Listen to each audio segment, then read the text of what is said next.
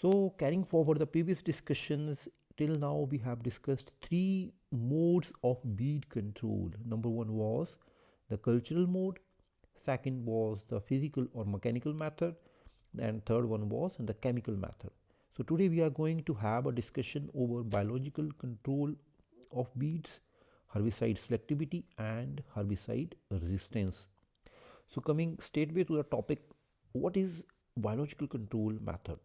Biological control method can be defined as destruction or suppression of weeds, and this is done by living organisms which are called natural enemies and which are encouraged or disseminated by man. तो ये destruction है किसका? Weeds का, destruction और suppression of weeds का है. That is done by living organisms called natural enemies which are encouraged or disseminated by the man. The biological weed control aims at maintaining the balance between the target weed and its natural enemies in ecosystem by purposeful introduction of bioagents. It's quite easy to understand कि हमें ecosystem में क्या करना है कि एक balance बनाना है between the target weed and its natural enemies, and it is done through the introduction of bioagents in the ecosystem, and that ecosystem is of the cropland, a particular field. Now, this process is a quite slow process. This is a very slow process, but it is in line with SDG 2.4, Sustainable Development 2.4, which states that sustainable food production and resilient agricultural practices. ये इसके in line है, sustainable food production and resilient agricultural practices, because इसमें कोई environmental degradation और environmental pollution नहीं हो रहा है.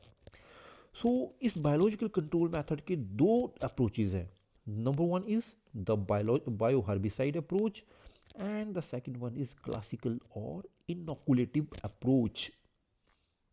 अभी कैसे हो रहा है, क्या है bio herbicide approach? Quite simple है. इसमें क्या करते हैं कि bio herbicides are the in vitro augmentation of pathogen inoculum cultured in the laboratory. Bio herbicides are made up of fungus और उनको हम माइको हर्बिसाइड भी बोलते हैं, and it cause damage to wheat plant. Fungal infection होता है इस सारी प्रोसेस के दौरान. तो ये बायो हर्बिसाइड क्या होता है कि in vitro argumentation of pathogen inoculum. तो एक लैब है, लैब में हम क्या कर रहे हैं कि कोई पैथोजन है, पैथोजन का कल्चर जो है उसको हम इनोकुलम इज़ द कल्चर. एक काफ़ी सारे जो माइक्रो ऑर्गेनिजम्स होते हैं या पैथोजन जो होते हैं उनको हम क्या कर रहे हैं कि उनका एक कल्चर तैयार कर रहे हैं. That culture is called inoculum. तो ये in vitro means lab conditions के अंदर आर्गुमेंटेशन मतलब उसको बढ़ावा दे रहे हैं. किसको बढ़ावा दे रहे हैं? Culture of what? Culture of the pathogens, उसको हम बढ़ावा दे रहे हैं. एंड उसके कारण क्या कर रहे हैं कि हम उसको इंट्रोड्यूस कर रहे हैं फिर अपनी लैब में जो है उसका उस कल्चर को जो है वो उसको बढ़ावा दे रहे हैं. And that is called bio herbicides which are made up of fungus and it cause damage to the wheat plant. So इसका जो है they work by targeting specific weed species. Weed की जो स्पीसीज़ हैं उनको ये टारगेट करते हैं और इसके जो है डिफरेंट मेथड्स हैं, जिसमें कि number one is DeVine, number two is Collego, number three is Bipolaris fungus and number four is Bialaphos. तो सबसे पहला काम तो हमें है कि हमें चार नाम याद करने हैं: डिवाइन, कोलेगो, बायोपोलैरिस फंगस, बायोलोफोज. जब हमें ये नाम याद हो जाएं तो हमें इसका फिर पर्पज़ याद करना है एक एक करके. तो सबसे पहले हमें डिवाइन के बारे में क्या है कि it is a liquid suspension of fungal spores which cause root rot. ये एक लिक्विड सस्पेंशन है किसका? फंगल स्पोर्स का. स्पोर्स क्या होते हैं? माइक्रो ऑर्गेनिजम्स ही होते हैं. तो फंगल स्पोर जो होते हैं माइक्रो ऑर्गेनिजम्स हैं उनको स्पोर्स ही बोला जाता है. तो it is a liquid suspension of fungal spores which cause root rot and it is mostly used in orchards and it remain in soil for about 3 to 4 years after one spray. इसको याद ना भी किया जाए तो ठीक, कोई problem नहीं है. and it is used in citrus orchards. हमारे जो जितने भी सिट्रस ऑर्चर्ड्स हैं उसमें इसका यूज़ होता है. तो हमें क्या याद करना है इसमें कि डिवाइन है, बायो हर्बिसाइड के तौर पे इसको यूज़ किया जाता है. और इसका जो है ये क्या करता है, ये एक फंगल स्पोर है which cause root rot disease in beet plant. ये एक बार स्प्रे किया जाए तो 3 से 4 साल तक ज़मीन में रहता है। And mostly it is favourable for the citrus orchards. Citrus orchards में इसका जो है वो काफ़ी इस्तेमाल किया जाता है, जा सकता है। Now the second one is Collego. Collego जो है वो क्या है, it is a wettable powder of fungal spores which cause, क्या करता है ये, स्टेम एंड लीफ ब्लाइट। तो कोलेगो क्या कर रहा है, stem and leaf blight disease जो है वो it is causing this disease in the beads and it is used in rice and soybean fields. तो हमें सबसे पहले डिवाइन याद करना है, और डिवाइन का जो हो क्या करता है, रूट रॉट करता है, इतना याद हो गया। फिर हमें कोलेगो याद करना है, कोलेगो जो क्या कर रहा है, स्टेम एंड लीफ ब्लाइट कर रहा है। And the next is the Biopolaris fungus. Biopolaris fungus, it is a suspension of fungal spores for Johnson grass. Johnson grass में ये एक जो है वो डिजीज़ तैयार करता है। It is suspension of fungal spores for Johnson grass. Then the next is Bialaphos. Bialaphos क्या कर रहा है, it is a fungal spore suspension used for various types of weeds for non specific general vegetation. जितने भी हमारे non specific vegetation होता है weeds का, उसके लिए बायोलोफोस जो है वो यूज़ होता है। तो हमने इसमें सिंपल सी चीज़ क्या याद करनी कि डिवाइन याद कर लिया, कोलेगो याद कर लिया, बायोपोलर एक पेपर पे लिख लेना है, डिवाइन, कोलेगो, बायोपोलारिस फंगस, बायोलोफोस। डिवाइन के सामने हम लिख देंगे रूट रॉट, कोलेगो के सामने हम लिख देंगे stem and leaf blight, Bipolaris fungus के सामने हम लिख देंगे जॉनसन ग्रास, और बायोलोफोस के सामने हम लिख देंगे जनरल वेजिटेशन। हमें सबसे पहले इतना ही याद करना है, फिर हम इसको बार बार रिपीट करेंगे तो हमें इसके बारे में ज़्यादा जो है जानकारी जो है हम काफ़ी रिकॉल कर सकते हैं। तो फर्स्ट हमें एक पेपर पे लेना, पेपर पे हमने डिवाइन के सामने ये चीज़ लिख दी, कोलेगो के सामने हम दूसरा लिख दिया, बायोपोलर टेबलर फॉर्म में इसको लिख के हम इसको याद कर सकते हैं। Now the second is the classical inoculative approach. Classical inoculative approach में क्या करते हैं कि it is release of natural predators और pathogens in the environment. Natural, पहले हम क्या कर रहे थे कि लैब में जो भी थे कल्चरल है ना, पैथोजन का इनोकुलम जो था उसको तैयार कर रहे थे, और उसको एक बायो हर्बिसाइड की तरह हम यूज़ कर रहे थे। नाउ ये अभी हम क्या कर रहे हैं कि क्लासिकल अप्रोच में we are going to release natural predators directly और pathogens directly in the environment. तो क्या है इसकी एग्जांपल्स हम देखेंगे अभी। तो सबसे पहले जो है वो इंसेक्ट्स है। इंसेक्ट्स में Crocidosema lantana controls the lantana camara. Crocidosema lantana controls the lantana camara. पंचफुली जो होती है हमारे जंगलों में। देन द हर्बीवोरस फिश और कारफिश कंट्रोल्स एक्वाटिक बीड्स। जो हर्बीवोरस फिश और या जो कारफिश होती है ये एक्वाटिक सिस्टम्स जो होते हैं उसमें जो है एक्वाटिक बीड्स को कंट्रोल करती है। Then snails feed on water hyacinth. Water hyacinth में स्नेल्स जो है उसको फीड करती है। Spore suspension of plant pathogen such as rust cause fungi. Cephala Cephalosporium Cephalosporium zonatum controls acacia glauca. Acacia glauca. देखिए प्रोनाउंसिएशन में थोड़ी सी डिफरेंस मुश्किल हो रही है, but I have revise it multiple times, तो मुझे लिखने में कोई प्रॉब्लम नहीं होगी, बट हाँ प्रॉब्लम हो रही है थोड़ी बोलने में। Suspension of plant pathogen such as rust causing fungi. जो रस्ट कॉजिंग फंगी है कौन सा, जिसका नाम है सिफालोस्पोरियम जोनाटम। ये क्या करता है कि अकासिया ग्लाउका को कंट्रोल करता है, वीट को कंट्रोल करता है। नो इसको हम नहीं भी कर सकते तो कोई नहीं, बट ये अगर बार बार करेंगे तो याद हो ही जाएगा, इसमें कोई ये नहीं है। Then Zygogramma beetle, it consumes parthenium weed. Zygogramma beetle जो है वो पार्थेनियम बीड को कंट्रोल करता है। तो इसमें हमें 2 या 3 भी याद हो जाएं तो that is more than sufficient. तो हमें लेंटाना कैमरा जो है उसको तो याद करना बहुत ही ईजी है। क्रोसीडोसमा लेंटाना जो है उसको कंट्रोल करता है। देन हर्बीवोरस फिश जो है वो एक्वाटिक सिस्टम्स में कंट्रोल करती है। स्नेल फीड जो है इट वाटर हाइकैंथ में इसको जो है उसको डैमेज करती है। Then spore suspension of plant pathogen such as rust causing fungi. Cephalosporium zonatum cause controls acacia glauca. तो इसको ना भी याद किया जाए तो कोई प्रॉब्लम नहीं, 4 points will be more than sufficient. Zygogramma beetle जो है वो पार्थेनियम को कंट्रोल करती है। So these are inoculative approaches. multiple revisions and multiple time we have to write all these things. Now we will discuss about the herbicide resistance and the herbicide selectivity. Now what is herbicide selectivity? Herbicide selectivity, this is the ability of a herbicide to cause maximum damage or to kill weeds and minimal or no harm to crops in the mixed crop beet population. तो हमारी एक mixed crop beet population तो होती है natural system.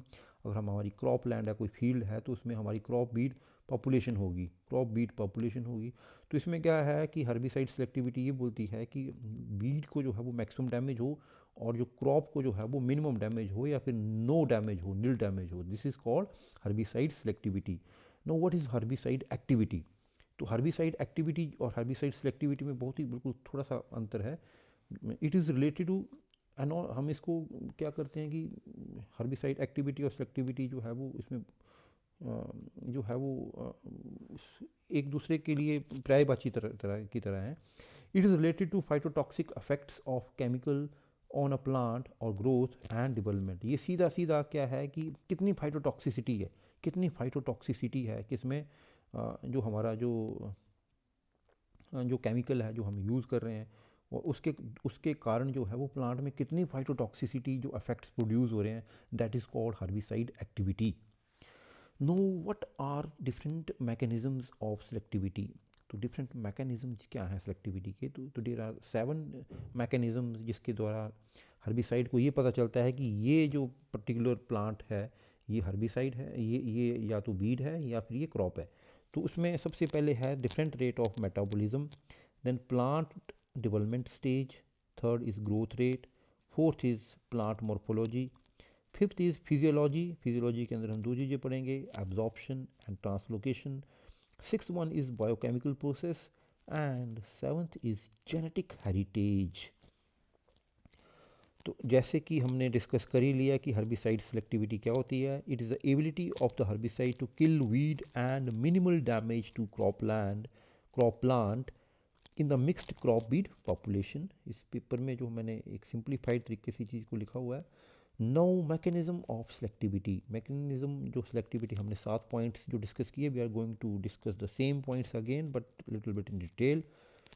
सो ये बोल रहा है कि डिफरेंशियल रेट ऑफ मेटाबॉलिज्म होता है किसका, एक नॉर्मल जो क्रॉप प्लांट होता है उसका और जो हमारा एक वीड होता है उसका.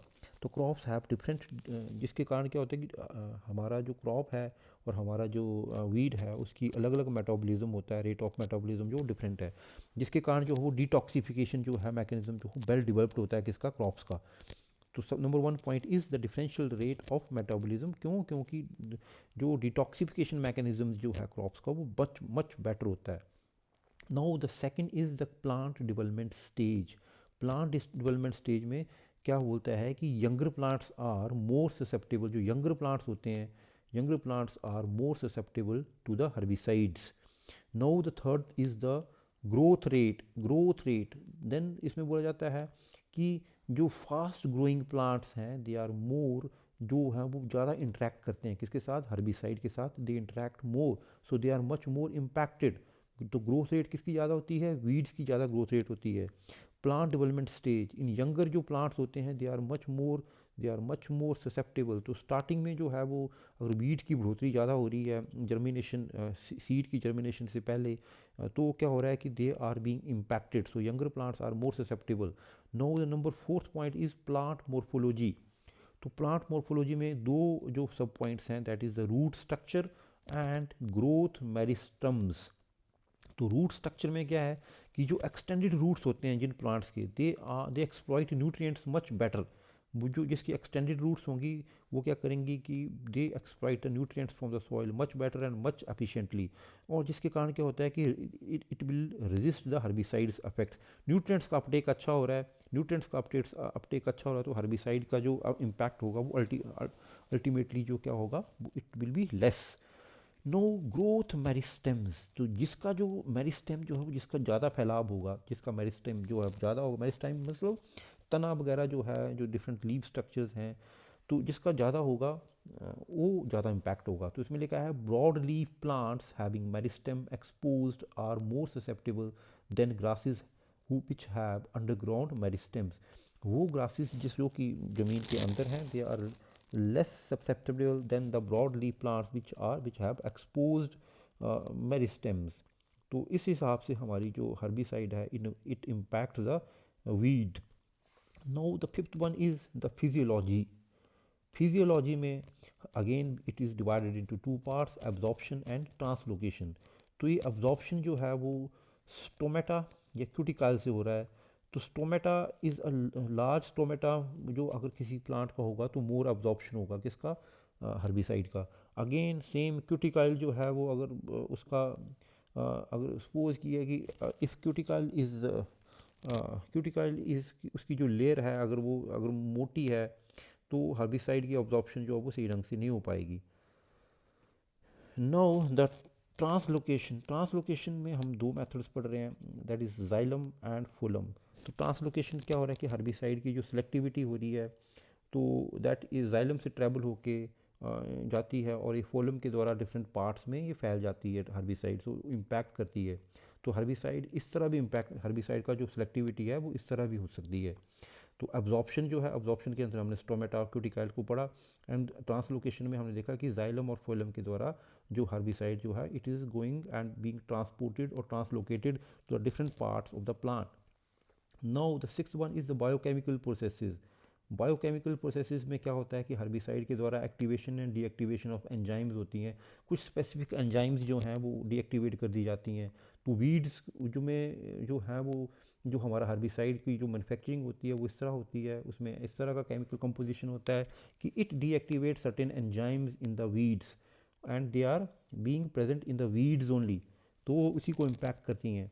Then the next last one is the genetic heritage. Genetic heritage में plus environmental factors, it impact the morphological, chemical, biochemical responses to the herbicides. Genetic heritage मतलब कि जो पिछले one generation to another generation जो transfer हो रही हैं चीज़ें, और उसके हिसाब से जो है वो हर्बिसाइड जो इम्पैक्ट करती है। It impact morphological, physiological and biochemical responses to the herbicide. जो वीड्स होती हैं वो उसके हिसाब से वो रिस्पॉन्ड करती हैं because of their genetic factors. So this is our herbicide selectivity.